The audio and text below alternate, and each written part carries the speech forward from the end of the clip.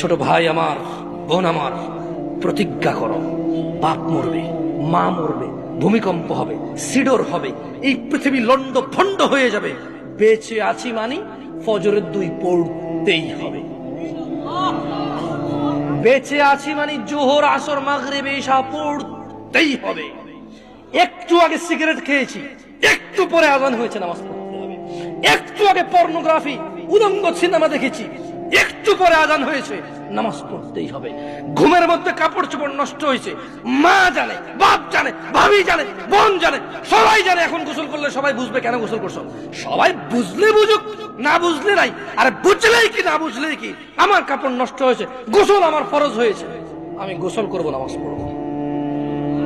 রাতে আমার ঘুম আসে নাই, বন্ধু বান্ধবের পাল্লায় পড়ে সারা রাত বসে বসে উলঙ্গ ছবি দেখেছি, যা অত্যন্ত ঘৃণিত এবং যা আমার জীবনকে